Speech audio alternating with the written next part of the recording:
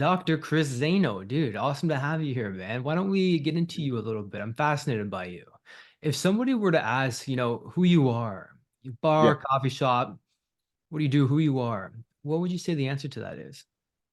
I don't know exactly who I am, but what I stand for. I Interesting. stand for congruency, and I learned in my life recently that I think the reason why we're here in a physical plane is to experience emotion. And I'll tell you why, because I was kind of, how like I think it's quiet time so good and personal routine or exercise, that's when you get all your ideas. And this is not a religious statement, but like most people say, like, oh, when you die, you go to someplace else who believe that. And most of the time, Kyle, it's what paradise, perfect. There's no suffering. There's no right. You always hear that stuff. Whether I mean, if you're Islam, you just have 40 virgins. So like, I was like, how fun would it be utopia? Like perfection. And in the Matrix, remember I watched it, they said we tried utopia, it didn't work. So it's imagine if everything was perfect. You were and you had no contrast. Like I think the greatest things in our lives that I get to experience here is due to contrast. Like I couldn't be grateful to speak with you if I hadn't experienced something where I had no communication with people, or I Yeah. couldn't experience love from my fiance without having to go through lack of love in some point in my life. So I'm like, oh my God, it's like, why would we want perfection? Or why would we be in this life? Like, because if we came from a perfect place and we're perfect beings and all this stuff, why the hell would I put myself through this bullshit? And I realized, yeah, I realized Shit. emotion, man. I get because the 3D world is full of sensory and emotion and feeling. So it's like, man, because I want, and I'm saying this coming off a really rough 2023. Like, wow, and I always call them experiences. They're not circumstances. And through 2024, how things turned around, I'm so humble and emotional and gratified. I'm like, wow, it's like the hero's journey. It's like if I didn't go through that, if I wasn't on the ground in sewage in a Mexican prison to like getting married and having, I'm like the contrast is what brings joy and happiness because it's there versus like never experiencing that whatsoever, having everything you wanted, everything being joy and peace and happy. You would never get a sense of gratefulness that you can on this planet. So it was just a thing that hit me the other day. I'm like, wow. So knowing that, I think that it's our purpose that when we go through experiences, I'll never say circumstance, go through experiences to understand that that experience was either there to help me learn, to evolve, to save me. And if I could find the good in that experience, no matter how bad it felt, then to take that experience and to be able to tell that story to others so they too could avoid going through what I went through, or if they're going through the same thing, to know that, hey, me too, like we could do it together. So I really found that like having those experiences, creating a story or being able to tell that story of an experience in a way where everything is happening for me. It really and then go and help others with it as well. Don't keep it yourself. Like, man, I got something. Or if I'm going through a tough time, I share it because when I share it, I heal, and when I share it, I help. Damn, dude, you're preaching over there, brother. That's some profound shit you're talking about. Yeah, Yeah, because they imply each other. You bring up an interesting point. The concept of heaven in our culture. It's all perfect, right. no bad to it, but the Yeah, fact that it's good implies that there is a bad. And so you're talking yeah, about that contrast, the black and white, the yin and yeah, yang. You can't have one without the other. It doesn't make it's like the image that comes to mind is like a wave without a backside to it. yeah, It can't you can't picture it. It's impossible. yeah. And so you're preaching some profound shit, man. But you brought up something that was interesting, which was you went to Mexico and you were imprisoned. So Yeah. what happened That's there, always man? good. Tell me the story. Yeah.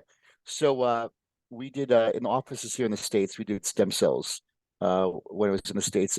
Amazing results. And then the FDA, well, two things.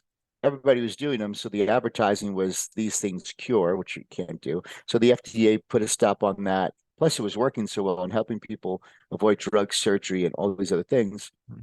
So there's certain things we could no longer do in the States, but we could do it in Mexico or Dubai. So we expanded to Mexico and to Dubai, and we're doing it there. So in Mexico, in order to open up anything, you need a Mexican nationalist to have 51% ownership. And we found a great doctor. And just the fact that I could call him great, you'd be like, you're crazy. So good guy, took a lot of pride in what he did. but got a little fearful. So we had kind of an outing because I used to bring a lot of patients in. That was my job, patient recruiter.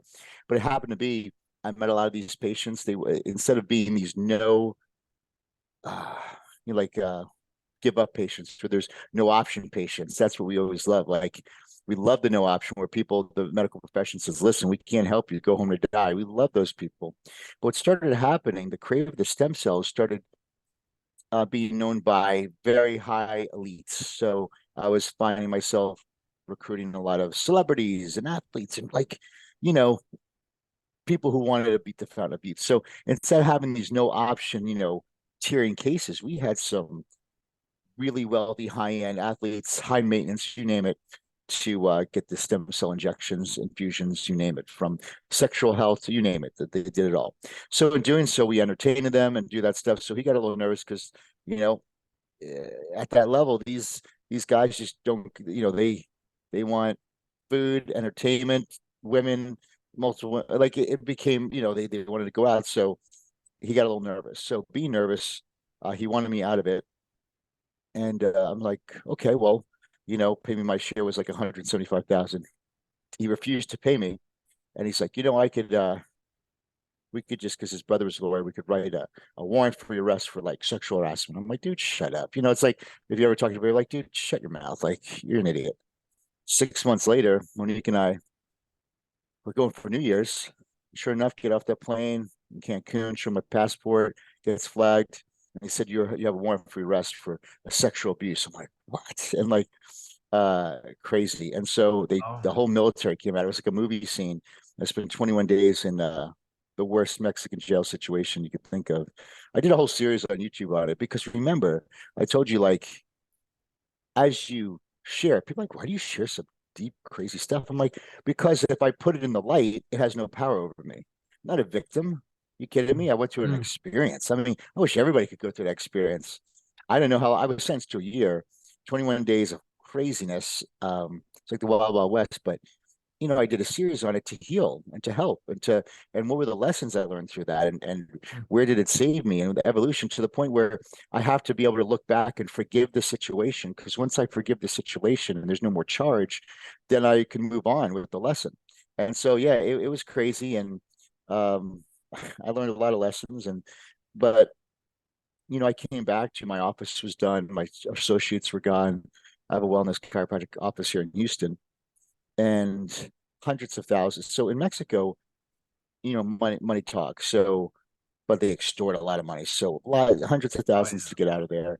Came Mm. back, the Wow. office was shut down, hundreds of thousands. And I was living off my savings and taking out of my savings to pay for my staff, which I could no longer did. So I never experienced poverty in my life. Here I'm 47. In my life like I did last year. I never been through that. I was always winning. I was always crushing it. And it was Mm. such a horrible contrast that when you're in that poverty mentality, you're down, like it's tough to get your mindset out of Yeah. the gutter. And then I started going into vices, so Mm. I just wanted to numb it out because the only time I felt somewhat not miserable was when I was sleeping, right? So what substance can I take to make me escape? So it went from a little bit here and there of whatever substance to like I only I only did it to escape, and then all of a sudden it became, as it starts, maybe every other day, then daily. It's like, wow, I'm Yeah, it just happens, trying man. to escape and Yeah. pacify and became a vice.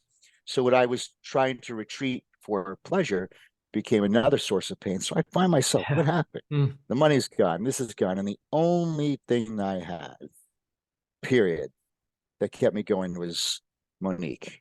Someone who unconditionally loved me because it's Mm. very impotent feeling as a man to not like to be in that situation. So, Yeah. and this girl loved me unconditionally, and she got me out of the prison in Mexico. She was a champ, and Mm. it was so tough for me because when your self esteem is so low, your self confidence is so low. I was able to forgive everybody, even the man who falsely put me in jail and ruined a lot of things in my life. I was able to forgive him, but I realized I was not able to forgive myself. I had such guilt and shame. I couldn't, I couldn't stop replaying the factors that got me in the first place. And I was just so tough on myself. So here, this woman who loves me unconditionally, I can't receive it because I don't even love myself. So if I can't love myself and accept me for me, I can't accept your love, to me, because it's like Mhm. I don't even have it for me. So that was the toughest thing, was to get through the guilt and the shame. And so the guilt and the shame leads to desires, and that leads to self-sabotage, and leads to the vices. So because you're constantly self-sabotaging, because you're like, so because you're so tough on yourself. So that was a huge lesson. And through that I developed systems and protocols to get out of it as fast as possible, to then turn around and be able to help others. So it was quite a journey. Amazing, man. Holy fuck, Yeah. dude. That's crazy. What Yeah, and about I'm an open book, man. So you can I ask me appreciate anything. it. And that's I and will, that's what brother. I love And about you it. don't have to Yeah. tell me twice. I will ask you anything. Yeah. What about Yeah. like a Because I rock? Sorry, man, go ahead. yeah, no, because I think that's, everybody's trying to, like, they're so afraid of not being perfect, Trying to especially be in the social perfect, media man. world. We don't Yeah. realize being truly authentic is showing is talking about the shit and everything like that, and be like, hey, this is what real life is. And I'm telling you, then real recognizes real. Like, people appreciate that, because it's Yeah. very tough on social media. See, like, everybody's winning except me. It's a weird Mm. dynamic, a delusion that is created. So yeah, so I'm always an open book. And I do it in a way where, if you agree or not, at least you respect it. Like, hey, I'm not hiding anything. It might not be your cup of tea, but that's just my experience. Amazing, dude. Yeah, for real. What about a rock bottom moment? Something you went through, like Yeah. this is it, man. That moment that you have to change, otherwise you're gonna be you got no self-respect. You're feeling guilty. It's Yeah. there hits a moment where you've got to go from this to that. Yeah. What was that moment like for you?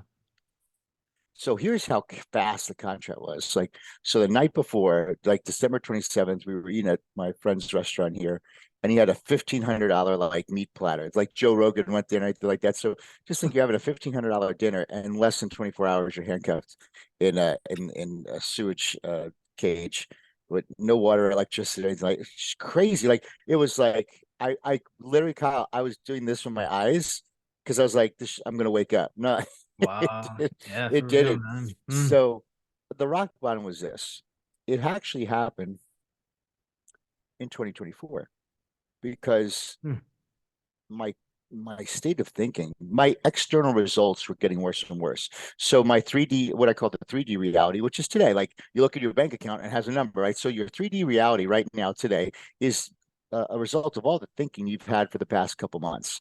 So I'm trying to come out of it and read the positive books and get back in my routine, but every day is reminding me what a piece of shit I've created, right? That's just my inner talk. So it's tough to visualize out of that. And I realized, listen, I'm trying to get my mind to change, to shift, but it was tough, because I'm being reminded of all the things that were going on. So I'm like, and what I've coached everybody, I'm like, the quickest way to shift your mind or calm your mind is through the body. So I could hack your mind through your body. So it's like, I can't control my outside circumstances. I can't control that account right now. I can't control the deficit I'm in. But what I can control is, when I wake up, what I put in my body, and how I could go to the gym, and what I and put and stopping vices. So as I started that, I was like, but I can never miss. That's the thing. Is like, I told myself, I'm like, I could change this in about 40 days. There's something about that 40-day mark. I'm like, but I can't miss. If I say I'm going to do these four or five things, I don't miss, no matter what's going on. So I did it. I know I could wake up. I know I could do cardio. I know when I do cardio, I could listen to certain podcasts, something like this, that's edifying me, that's shifting me or convicting me to move forward, stay on my A game. I could choose how I eat. So, I'm putting the right foods in my body to clear my mind and train, release endorphins. And as my body composition started to change, as I started showing up daily for myself, after I was doing what I said I would do, Mm. now you start to feel your self-esteem rise. Your validation doesn't come from people. Your validation comes from doing what you said you would do. You start to get confidence, because the man or woman is now who are you is now showing up. So I could trust myself, because I got to the point, because I made so many bad decisions, Kyle. I didn't even trust myself to make a decision. So if you don't, so I got to the point where I could trust myself, because I'm a person of my word again. I'm showing up and I'm doing those things. So Mm. all that came, and over time, then you felt the laser beam started to come out the eye again. Because I realized what it Wow. was. Like being the top of my game, I knew what success was like. I knew how it felt. So I was like, oh, the laser beams, or, the stare in the eye is coming back. That eye of the tiger, it's starting to rise up. And in about 40 days, changing body composition and just making the right choices and getting rid of vices. I wasn't exactly where I wanted to be, but I definitely know. And when I work with people at the 40-day mark, it's enough to like wake up and look back going, wow, where the hell was my head out then? So at least it gives you enough momentum to say, okay, what are we going to attack to really get my life to where I want it to be? So, yep, stuck to it, documented the whole thing. Why? For accountability. I don't like. I know you don't care that I'm on a treadmill at 4:30 in the morning, but I posted it because I had to be accountable to myself Mm. and great changes. So that was a start. So even though it's like, well, how does it help your mind? It does. It's about you trusting yourself and showing up for yourself again. Then from there, you trust your decisions better. You could look back, and if you look at the vibrational chart, right? Guilt and shame is at the very bottom. Like nothing's below it. I'm like, well, what could be below it? It's like death. There's nothing below guilt and shame. So you go from guilt and shame, then it kind of went into anger. I'd rather be angry because you got a little self power. Then from angry, it goes to confusion. Then from confusion, it goes to hope. Then from hope, it goes to like joy. Like, so it's these little stair steps. But being in guilt and shame, Kyle, whatever vision or anything I desired, I could not get there. It's like being on a country music station and wanting to hear classical. It'll never happen. So I realized that as I got to a better mindset, I was now on that station to receive those ideas to be able to make the proper decisions. But I could not get to where I wanted to be with the same mindset that got me to the shit place I was in. Yeah, well, fair enough, dude. But what about that one moment where you're, at the lowest, you're depressed Hmm. as shit, fucking, you got Yeah. your identity is out to lunch because you're looking at yourself with the lens of guilt and shame, and you're like, how do you get the motivation to take that first step, knowing that Oh, yes, once I get yeah. the traction going, it'll start to go, but that Yeah. that very first step from bottom guilt and Yeah. shame to finding the energy to be able to have the motivation to make that happen Yeah. to begin with. How'd you do that? You got it. No, no, no, no. So guilt, shame, apathy, and indifference is this. Like you just sit there. It's Yeah. like getting punched by the bully and you don't move. The moment that everything turns around, and this happens for everybody, it's not due to be in, you're not going to read a book or get excited about something. There's a moment when you're by yourself where you have reached the what I call the moment of utter disgust. You are Yes. so fucking disgusted. Yeah, And when man. you get so Mm. disgusted, that's the guy who looks in the mirror at his belly. He's like, I am fucking disgusted. And then he loses 100 pounds. Like you could have done that. No, there's got to be a level of such disgust where it's like it's a shock. It's like, nope, never. Like I'm not doing Yeah. this anymore. So Yeah. it's a it's a shitty place, but you got to get to this moment. It's like call it the moment of disgust. It's the greatest place to be, and that's what it turns. Now you can medicate out of that, and that's most people medicate to stay away from that. But when you get to the moment of disgust, where you're like, yeah, I draw the line in the sand, no more. Yeah. Everything it changes in a second. So it doesn't take you all this time. It takes you a split second when you get to that level of disgust, for sure. I've been there, man. I know the fucking Yeah, feeling that day of right. disgust where you're like, for me, it was, I'll tell you straight up, there was a summer Yeah, where I was fucking sleeping in a tent in the forest, living out of my car because I had no fucking money. I had just gone through a mentorship for 4 years and didn't make any money yeah, throughout the process. Learned a fuck ton, but didn't make any money from it yet. And so there was yeah. this stepping up that had to take place from the learning to the doing, right? From the observing to the playing of the game. And so there was some hesitancy there. I didn't know where to start, how to start. And it got to the point where at the end of summer, winter was coming. I'm in Canada, so it's about to get cold as shit. Yeah. I'm staying at my girlfriend's. Her dad owns a cottage company, and he had like this display cottage, no electricity, no water, literally just sleeping in this place. And my car got towed by the police. And so I have no car, no way. I'm stuck in the middle of nowhere in this little fucking cabin with no electricity, no water. And there was this fucking time, man. Like there was the one night that my car got towed. It was that night where, and it seemed like a terrible thing at the time. But looking back, my car getting towed was the best thing that could have happened to me in that moment because it created that moment of disgust where I could not do that anymore. It wasn't an option. Like for one, the financial situation wouldn't fucking work. What am I going to go live in a homeless shelter for the winter? Like there was a major situation there that it was either make or break. And so I said, okay, you know what? I'm gonna fucking do this. So I stepped up. Within 7 days, I made, or it was 8 days, I made $6,000. I got my car Dude. back. I got a place rented. Over the next month, I made 25 grand from zero. And then it's just fucking taken off. And it brings up a whole new identity, which is another issue of this, because how do you step into being full of potential, having that energy in the morning, as opposed to where you just were, which is fuck, like how am I gonna, that low vibrational frequency, right? There's that stepping up moment that has to take place. And we don't know where these plans come from. I didn't have a plan to get out of it, but all of a sudden I thought of something, tried it out, and it worked right away. It was luck. It was a combination of everything I'd learned over the previous 4 years.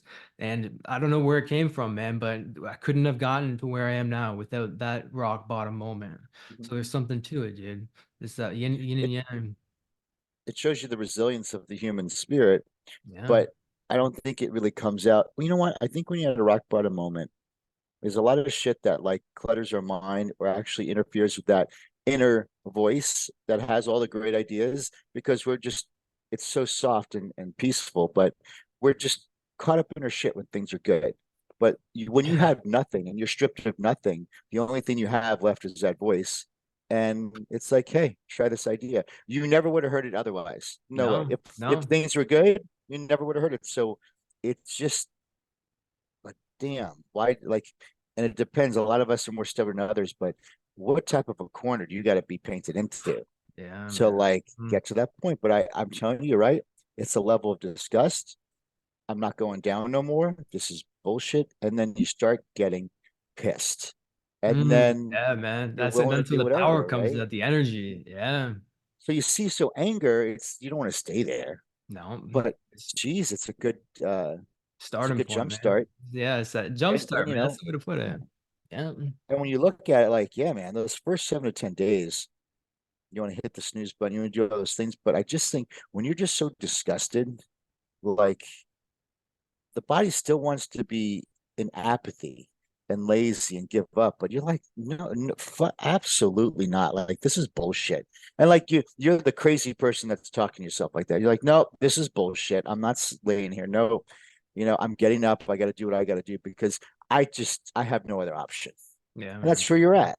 And that's the key. But are we saying that everybody has to get there? No, I think there's resources like we're talking, like podcast and what you're doing, Kyle.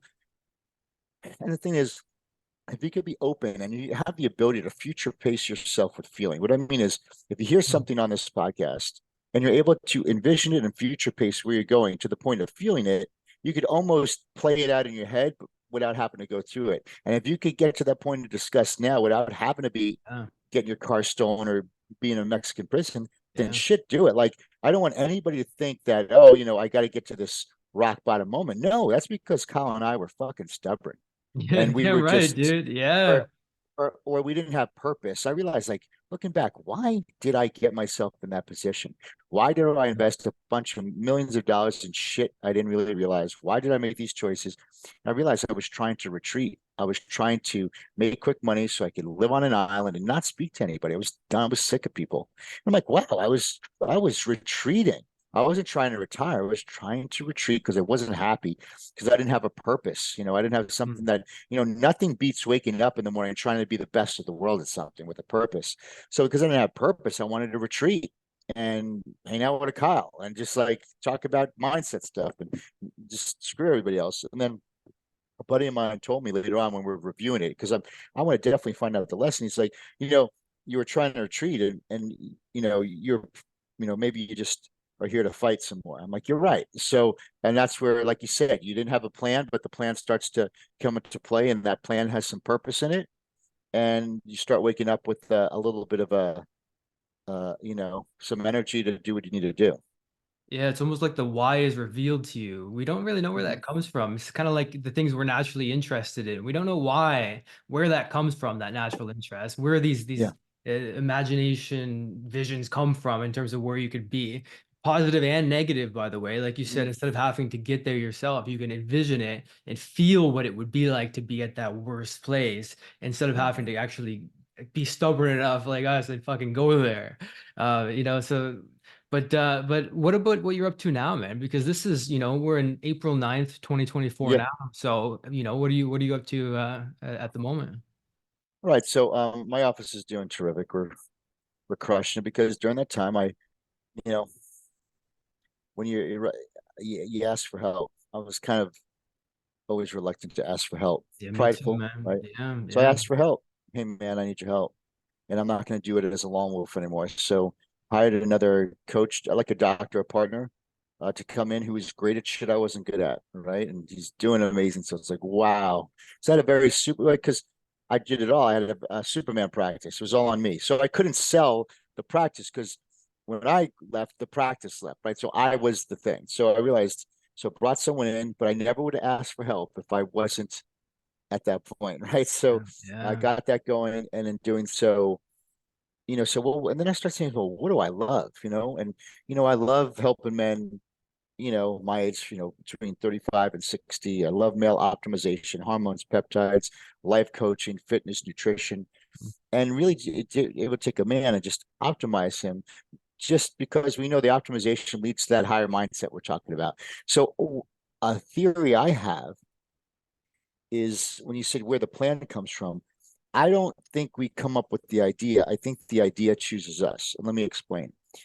Mm, In a shit thinking level, I am cut off from any of these ideas. So I think whatever state level we're on, we're open to new ideas that almost like like attracts like Tesla stuff, the original Tesla. So I think when I got into a better state, or you were in a I'm going to do all that it takes, then the idea is like he is ready, and the idea chooses you.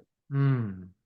And I really believe the idea chooses you because when we think thoughts, like, are we thinking the thoughts or are the Where do thoughts they come passing through from? us? Like, Yeah, yes, yes. yeah. So I believe the idea chooses you. And then you have Mm, to say, is this idea worthy of me? A lot of times we think, am I yeah. worthy of this idea? But you got to say, is this idea worthy of me? And if it is idea, like for you, Kyle, you felt the idea was worthy of you. And then you put your time, effort, and everything you have into it. And it worked out, man. Yeah, no shit. See, Sure. like the way that I think about it with that is like how Stephen King writes a novel, which is interesting. He doesn't write a novel. What he does is he describes it as discovering an artifact. So it's kind of like exactly what you're saying. It's like the novel finds him. And then his job is just to dust it off and reveal it without tampering with it too much, So there's I don't know how to explain it. There's a sort of artifact in space that we kind of catch and you, like you said, choose if it's worthy of you and your time and your effort or not. And that's a fascinating way of looking at it, man. It's what do you think that is? Like, is that God? Is that like how would you put that in terms of describing what these energy forces are that we decide if they're worthy of us or not? What is Well, I that? think there's a yeah, I think there's an inborn intelligence in all of us. It's a fact, and I think there's universal intelligence that Yeah. governs all things, and you have the ability to tap into it. And I think we all do. We just don't know how to name it. I think you're right. We name it all different things. God spoke to me, this and that. Well, like whatever you want to name it, I just know that you know, you didn't think of it. Like you got the hunch or you got this cool idea. But what happens is you get Yeah. this cool idea and we know it's a great idea because it's inspired. You get excited, you get goosebumps. Sometimes you get a tear of inspiration. You're like, oh my God, this would be great. Yeah. And then a couple seconds or minutes go by, and the old version of you, I call it the law of diminishing intent. It shows you, oh no, that's stupid, man. So when you get that, when the Mm. iron's hot, strike it. So like when I get that inspired moment, I have to listen because that was inspired. That was from within. Hey, I hope you're enjoying the podcast, and I want to let you know that I've got a free book that you can get if you want to tap into more of these resources. And you can get that for free at kylesbook.com. Back to the podcast. And then what happens is each second past that I don't take action on it, the old comfortable version of me, the old paradigm of me, talks me out of it. And that's the one that starts to make the decisions from an eye, not the new inspired version of me. So I think that's what happened. You got inspired, You took action on the inspiration because you had no other, you didn't have any place to go. Like you didn't have any excuses. You didn't have to go to a job. You didn't have to pick up your car. Like we had no excuses but to act when you got that idea. I mean, and you had nothing to lose. That's another thing. I think a lot of people are like, well, I have my comfort to lose. I have a like, what if I do it and I lose this, or lose that, or lose love, or I fail? You didn't have anything to lose. So I think a lot of times our old comfortable paradigm gets in the way of receiving and taking action on these inspired, purposeful, scary unknowns that have all the beauty and everything we ever wanted in our life. It's in that unknown, but a lot of times we like to stay comfortable, you know? Yeah, it's like somebody said, the comfortable life leads to the uncomfortable life. Like the same as, Yeah. you can do a whole bunch of blow one day and you enjoy the day, but that comfort or that exhilaration leads to discomfort and the antithesis of the exhilaration, right? Whereas and same with you with working out, man, that discomfort leads to the comfort. And so there's really that flipping that takes place, which is fascinating. But what about the identity?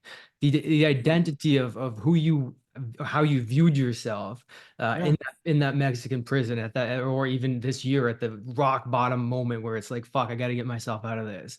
It's interesting to watch the identity shift and how you view yourself. And you described it as doing what you promised you would do, and then following through on that. And then as you do it, that identity starts to build on what was before a crumbled, crinkled up version of what you could Yeah. have. How do you describe the identity shift that you went through from that to this? Yeah. I mean, imagine being on top of your game and then you go to a place that you're treated like a dog. Like, Yeah. so there was no Mm. cups, there was no bowls, so you have to go like this and they put hot Wow. soup there. Or not Wow. even water. There was like some high C or some shit in there. So there was no cups, there was no nothing, and it was crazy. Wow. And I'm this doctor, successful, Hmm. like Lambo's in the garage, could have any woman I want. Like, what the fuck is Yeah. going on? But let me tell you, man, it didn't take long being in a place where I can't speak the language. So I'm having to like, I can't even speak the language. So I'm having to like, so you feel like a total animal and you're Hmm. treated like an animal.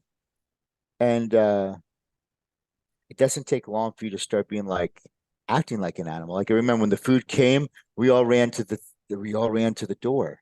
And I'm like, holy shit. Like I'm absolutely like I'm de-evolving. That's where I felt like I was de-evolving. Like what the hell? But like I felt like a dog, right? You come with food. I was like, what the hell is going on? And I felt myself, and then you start to accept it. Be like, well, I guess I'll be here for years. So when you come home and you don't realize, like when you de-evolve, you have to then re-evolve. And it's a process, it's a quick process down, and it could take a much longer process going up. Hmm. So it's like, and I couldn't stick to my routines. I couldn't stick to what I promised myself anymore because I lost all self-esteem and self-confidence in myself. And because it was traumatic. And then it was just doing the basics again, right? Right. Getting back to the fundamentals. And over time and not missing and not breaking that, I'm telling you, the self-esteem, the validation of your shell, fucking, I'm showing up for myself. And then I could trust myself. I could trust myself once again because there's that part of you that's like, I can't trust this guy. Yeah. He's not going to follow through. He's just going Yeah. to be lazy. He's going to make excuses. Like, no. So there was a way. So you divide. And then when your Mm. spirit and who you are, when your character becomes what it should be, not what circumstances made it to be, then it's like you get your mojo back. You get your power back, you know? Yeah, If you Freud even look at talked about. pictures, yeah, yeah. Yeah, well, yeah, Freud talked about when you're experiencing a traumatic situation, the tendency is to split, exactly like you were just Hmm. talking about. Yeah, yeah, And yeah. when you build the identity back up, there's a unification that takes Mm, place, which is incredibly fascinating, dude, man. But what about, it's right like, on, man. I was think we this split. this Christmas in terms of like 4 fucking months No, ago? no, no, no, It was no. okay, so it was like 16 months ago. Yeah, yeah, no, you just hit it right. I think you split um for coping. It's a coping mechanism. Yeah, yeah. It's like getting hit by the bully and you just take it because you're coping. So you Hmm. separate yourself. Hmm. That was such a good point you just brought up. What That's about, exactly what it felt like. No, dude, Kyle, that's exactly what it felt like. Because I just told you, I was like, there's an inside part of you like, I know what it's like to like, what the fuck is wrong with you? Yeah. So like, and then, but there's a part of me that was so down, I would just self-sabotage with vices, not put in the work, not do what I need to do, and just I couldn't hold my shit together. I couldn't stick to my word. And I didn't trust myself. So it's like, yeah, there was a split. And so how am I going to get this illusion? Because it was, how am I going to get this delusional version of me, which is not true, back to who I was created to be? And it was, I realized there's nothing on the, I could not change the circumstance. It's a total inside job. So it's like, you know what? I'm going to invest in me. So I put time into me, effort into me. I had a little bit of money saved that I invest into coaches that I did not have, but it was one of those things like when you invest in you when you don't have it, is that was a sign of, hey, I got a little I'm betting on myself. So you get a little nervous. So you got to show up, right? So it was just a process of it's always going to the body again. I could change Hmm. anybody's mind by by disciplining the body for sure. Let's get into that a little bit. I Yeah. mean, I want to get into it's fascinating that you thought you were going to be there for a fucking year, and then it turned out Oh that, no, no, I was sentenced to a year. yeah, There that's was what I'm no thought. saying. Like they hit the gavel. Yeah, yeah, yeah, yeah. So like, I was like, you're really in that situation, like, holy fuck. yeah. How'd you get out of it? You said your girl helped you out. What happened there? She speaks Spanish, which was amazing. The prosecutor kept on changing lawyers, so we couldn't make a deal with them. And I had the first lawyers we had were extorting money like crazy. Buy some land, do this. They were just raking it in. Then this is why you're with high-minded people, because I had a Lamborghini. I had part of Lamborghini Club, and I had Monique. She had my phone. Reach out to these people, and they said we got a great lawyer in Mexico. He came in, cleaned house, just did what he needed to do, got me out of there. Then we just necessarily couldn't leave and come back. So he did a lot of stuff, but she showed up, dude, every day. And the bars we looked through, she showed up every day. She showed up like this girl did not have to do any of that. And so she showed up every single day. She said what she was going to do. She showed me unconditional love. Wow. That was tough to receive. She had my back, and she supported me. Like she I could trust her, and I had all these lists on what I wanted in a woman. And because I had such a big list, it was a list to ensure I would never find a woman. You know that? Yeah, yeah, So, right. right, Yeah. right, right. Hmm. And I remember this whole 3-page list I had. I realized it just came down to those four things. That's all that mattered. Plus, she's absolutely stunning and beautiful. So I was like, wow. So what a dude, I'm telling you right now, what an amazing time. See, like I know I healed from because I could look back and be like, what an amazing time and experience that was. So she was there. So near the end, because the doctor's brother was fucking with us, right? And it was his 18-year-old niece that said I sexually assaulted her, which is so. I mean, dude, I'm just still like that's what bullshit. And the reason why I'm talking about it because I know it's total bullshit. So there was a case. I get like El Chapo's son was arrested. So there was like almost a war in Mexico between like the militia and the government. So it would have been another 3 months until I got a hearing. So we show up to the hearing in the court and the interpreter didn't show up. So like, oh, interpreter's not here. We're gonna have to push another 3 months. Like that's the bullshit they're doing. They're still doing it today. They don't show up to the things, so they got to keep on pushing it versus just dropping it. So they're like, no interpreter. And we're like, Monique will be my interpreter. So she signed in, became the interpreter, and did what she had to do. And yeah, man, 1:30. And then when I got back to that was 12 p.m., 12 noon. I was supposed to be get out like at 1 or 1:30.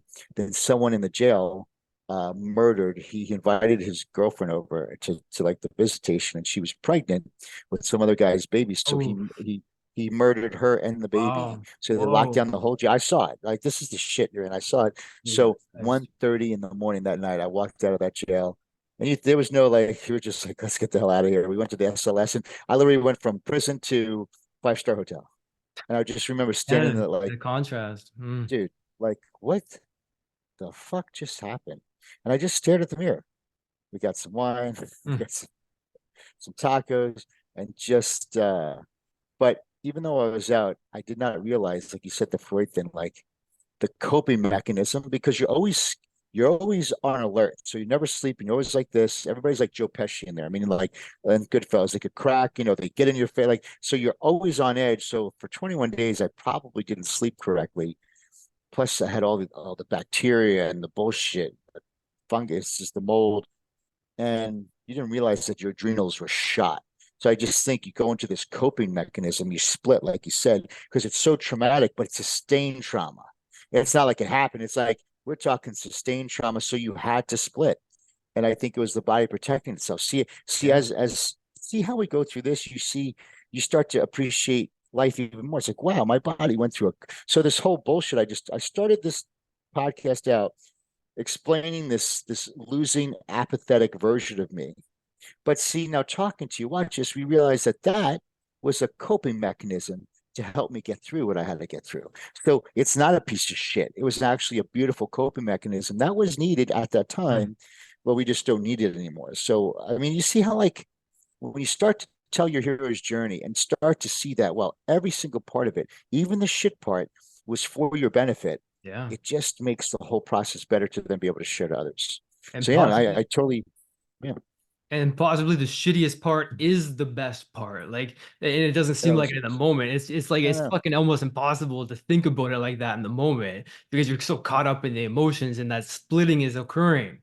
And so Mm-hmm. it's almost impossible. But then looking back on it, you Yeah. realize that without that moment, you couldn't have gotten to the identity, the position that you are right now. But you said when you got back to the five-star hotel, you looked in the mirror. What was Yeah. going through your mind when you looked at yourself after going through Well, that? it was the first time I saw myself in 21 days because there's no mirrors there, no glass. And dude, I just didn't know what to like it's the dream that just didn't I didn't wake up from. No, I got back, I just but I was pretty quiet. I just didn't talk much. But I wasn't, I did a lot of my a lot of meditating time in there and introspect a lot. So I don't know, man. I was just very disappointed on what happened. So but then happy to get the hell out of there. No fucking kidding, man. Yeah. But no, there's no way was I like, man, fuck this, we're doing it. I'm getting out. I'm going to show them. No, Yeah, no, no, dude. It was no, not just yet. No. no, man. It was just quiet. What do you want to do? Nothing, babe. I just want to. Can I just want to like sit in because um like there was zero purpose in prison. You woke up and you moved shit from one side of the room to the other. You cleaned and moved it back and cleaned. You did the same damn. It was Groundhog's Day. It was like rolling the boulder up the mountain and then it rolls back. It was zero purpose. And I realized, wow, like hell is living a life of zero Mm, purpose in there. mm. So and I realized my value was my currency there. So they have their own economy, drugs, whatever. So my value is my currency. So what can I do? I looked a certain way. I'm a chiropractor, I adjust people. So I would start to adjust people like, well, I'm going to be here for a year. And that became my currency.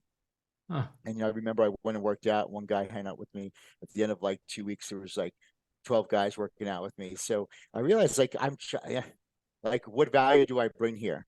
And if I could, because that value gave you the little bit of sense of purpose, because man, let me tell you, mopping the left side of the room, mopping the right side of the floor, and hanging out laundry every single day, the same time every day. Like, are you kidding me? There's zero purpose there. So I try to distill purpose out of every moment of it. But yeah, when I came back, it was just a matter of I think I was just grateful to look in a mirror. I was grateful to shave. I was grateful to sit in a bed. There was no bed.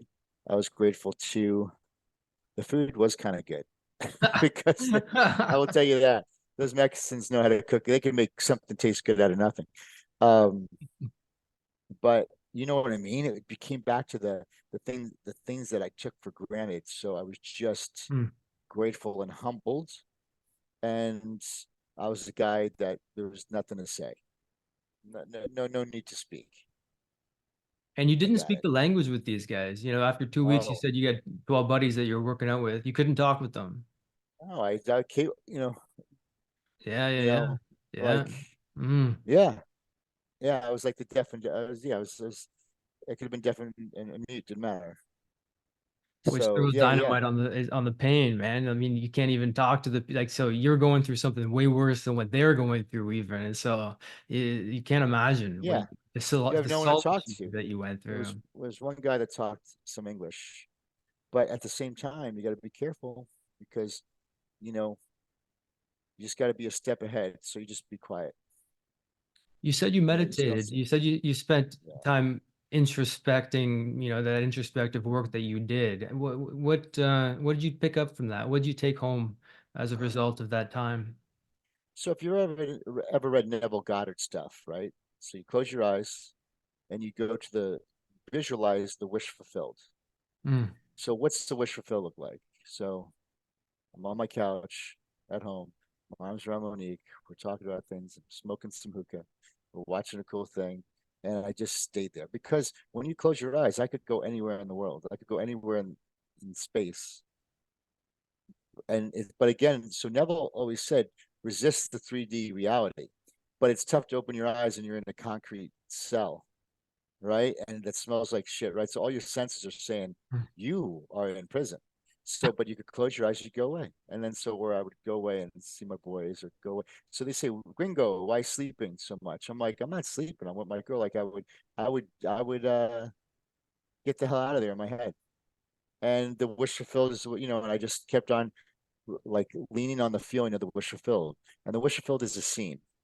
Like, so you visualize a scene, and for that scene to occur, that means that you got your wish. So for me to be sitting on my couch at home with my arm around Monique watching, some YouTube stuff or music, that means I'm out of prison. I'm back in the United States. So it could just be a little scene, and I would just stay in that scene. And that scene happened. I remember we recorded it. I'm like, we're back home. I'm like, this is what I envisioned the entire time. And you don't know how it's going to happen. That's the cool thing. It's not about the how. The how is what life shows you, like the plan. You didn't know the plan. You didn't know the how. And a lot of times we don't move forward because we don't know how. The how is none of your business. You know, what do you want? What do you desire? And then enjoy the journey of how it folds out. And I'm telling you, looking back, you'll be able to connect the dots. But the way it's going to happen will be entirely different than you ever dreamed imaginable. I'm kind of going through the opposite of that right now because let's say 6 months ago, the max I could make was, let's say 20 grand a month. And so Yeah, I'm experiencing this massive shift in identity between that and let's say, I don't know, almost 300 grand over the last couple of months. So it's right. interesting because you're experiencing that identity shift and I'm experiencing this identity shift, but there's still a discomfort with the two of them because there is that shifting that's Yeah, taking place, a growing, and you had an opportunity to use the tools that you had developed. Yes, the chiropractic, I guess the physiological tools, but mainly what I'm talking about is the mental tools, being able to yeah, present and put yourself in that situation where you're on the couch with your arm around Monique. I mean, yeah. you picked up tools that other people didn't have, and you got the chance to utilize them. And I Well, bet, Kyle, this was all the shit I was reading in books for years yeah, right. because life was good.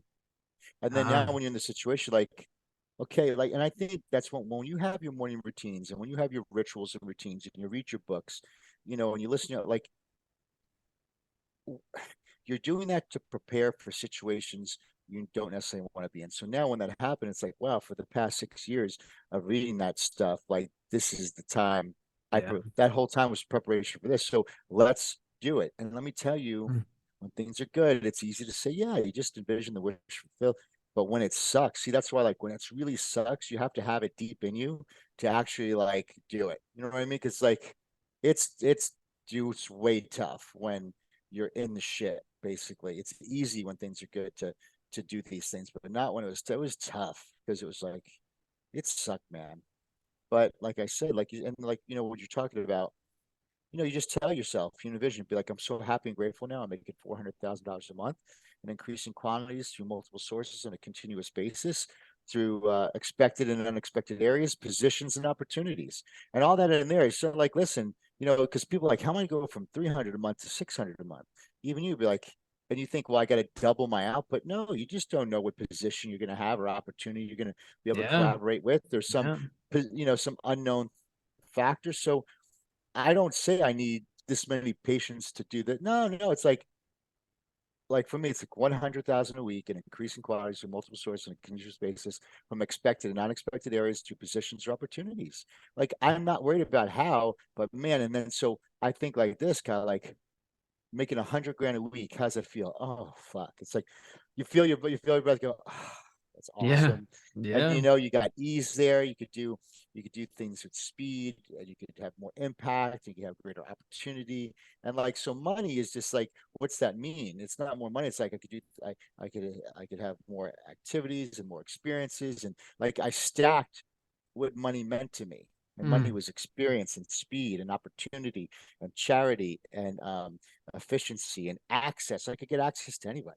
Oh yeah, yeah. That guy's mastermind's 20,000 a weekend. Fine, I get access to him, right? So access. So I made money not a material monetary thing with numbers. I made it mean access and opportunity and fun, right? I mean, money can make things fun. So when I attach that to money, I'm not. Like it's stacked. There's a bigger why behind it. So when the why is strong, and the why aligns with my ethical and core values, and everybody could have their own. It's their right to have their own, and then it makes that 100,000 like a means to all those other things. So it just gives you a little bit more. But I'm not concerned about the how because Mm. I would have had it if we knew how we would do it. If you knew how to be at 600 a month, you'd already be there. So we got to understand there's a level of awareness we have not seen. Yeah. It's there, it's in front of you, Yeah. but I pray that that awareness is seen, and once the Mm. awareness is clicked, then you're at 600, and then you're like, I want to get to a million a month. So what awareness don't I know about? That's when I seek out someone who makes a million a month. You make a million a month? Yeah, I've Mm. been doing it for 2 years. All right, apprentice. Like, what am I not seeing? And they're like, oh, there's your blind spots. So that's why I think apprenticing is huge because of the awareness. Like you said, you did that mentorship and you got a lot of awareness, but you didn't make the money. But you got the awareness, so you started up from here. So when you were stressed and you were compressed and you got disgusted, you brought in all your experience, which might have taken an average person 40 years to learn, but you were able to condense it into 4. So now you look back going, okay, okay, I see this, got it. And thank God, man. Imagine like if you're just going on YouTube tutorials to learn what you know now, you wouldn't have been there.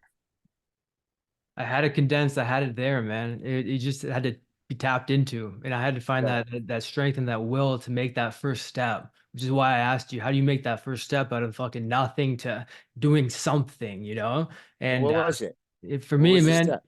for me, It's it was the disgust. That's what it was, yes. man. And then the anger with myself and how I had been. It's exactly what you're saying. Is Mm-hmm. in the anger gave me the energy to Yeah. then put action into it, and then also gave me kind of a persuasive energy to get on the phone and pretend like I wasn't in this fucked up situation. Because who Mm-hmm. the fuck is gonna buy an agency service from somebody who's that, right? So you Yeah. kind of had to put on a mask and pretend that everything wasn't in as fucked up as it was, and the anger allowed me to access that energy. And then all of a Mm-hmm. sudden, the mask kind of melted away, and it was more real that I could be with people because I didn't have to put on a show and pretend like I was here Yeah. when I was actually here because I was actually there, right? And so Yeah. that's you can kind of see the step up process Yeah. of changing that identity and watching the persona shift. It's Yeah. amazing, man. So, dude, fascinating fucking story, man. Seriously, what Yeah. you've gone So, through is unbelievable, and you made it out, and you're grateful for it now, which is fucking amazing, dude. You've forgiven the motherfucker who put you there in the yeah. first place, which is, I mean, Yeah. like, Well, how he doesn't how'd have you what I do have. that? Yeah, he doesn't have the wealth I have. He doesn't have the relationship that I have. Yeah. He doesn't have the this man. You know what? He enabled me to get things that money could never buy, and Mm, that makes mm, you a very dangerous person. So mm. he blessed me, and I'm very grateful because I could have been going down a really bad road. I could definitely see how I could have, but it was considered fun, but it could have turned into a lot of pain. So I'm Yeah. always grateful. And that's just one of my small hero journey stories. I beat terminal diseases. I won Mr. Americas. I did so much cool shit, but it's like everything has a beautiful story. And I think it's so Mm. powerful when you could see life as a story and see it the way you want to see it. See it as a heroic story. See it as a blessing. There's a lot of people who become a victim and they stay in that victimhood for decades. They never move past it. And I think, again, if you realize one of the greatest reasons why we're alive here in this physical plane is to experience emotion, to go through experiences and to feel the whole thing and to be able to wrap it up and then to be able to go and share experiences with others to help them, man, it gives purpose to even the shit things you're going through, you know? Even the negative emotions, especially the negative emotions, because you couldn't, like you said, there wouldn't be the positive without those negatives. And the We think deeper there's you something go, wrong. Yeah. right, exactly, to Yeah. tell you that. And then the deeper you go, it makes you it extends the spectrum. This is the way I think about it is if you look at it left as quote unquote bad, right as quote unquote good, Yeah. the deeper you go into the bad, the more the scale expands. As you go, let's say 10 meters down the scale to the left into the bad, it's also expanding on the right for the possibility of that appreciation and the feelings of the positivity that can be experienced, as opposed to if you just lived a basic vanilla life, you never had the pain to be able to appreciate the good. And you see people like that, people that grew up with money, for example, or people that had like everything given to them. They didn't have to go through the struggle. The parents wanted to protect them from that, and then they end up with only this much of a spectrum of emotion, as opposed to being able to feel both of them, and then yeah, experiencing the journey, the winters and summers. And so fucking right, man. And I feel like you got a summer now, so it's spring and then summer, and then we prepare for the next winter. And I think that's what it's all about. So it's interesting, man. And, not doing things for the result but for the experience themselves. Yeah. I mean, there's something to that too. So brother, Well, dude, amazing, man. it's Amazing conversation. Anything else you got to add before we kick this off? no, man, I just appreciate it so much. And yeah, just tell me the time. So if anybody, if you're listening to this and anything rang true, Um, everybody asks where can you get a hold of me? Just go to Instagram. I answer everything. It's at Dr. Zaino. You'll probably put it up there. And I have a type form. If you're interested in coaching, I have all different type of levels. Just fill out that type form. But I say there's two things. You just got to be ready to change. So if you're in a level of disgust, it's time to change. If you're at that point where you're grieving your potential, it's time to change. Like I told you, what I do, what's different is I take the biggest dragon, so to speak, that you have, and Yeah. we slay that within as little as 40 days because it's the domino. If we slay the big dragon, the primary domino falls, and a lot of all the secondary bullshit in your life resolves itself. So it's a very effective, fast method that keeps you on track to building the absolute stallion that you're created to be in life. I love it, man. The absolute stallion, baby. That's what I'm talking about. Yeah, Chris, brother, thank you for being here, man. We'll keep in touch, all right? dude, I appreciate you so much. Thank you. Appreciate you, man. Ciao. All right. I hope you enjoyed that podcast episode. And if you want to get a free copy of my book, go to kylesbook.com and you can get a copy there.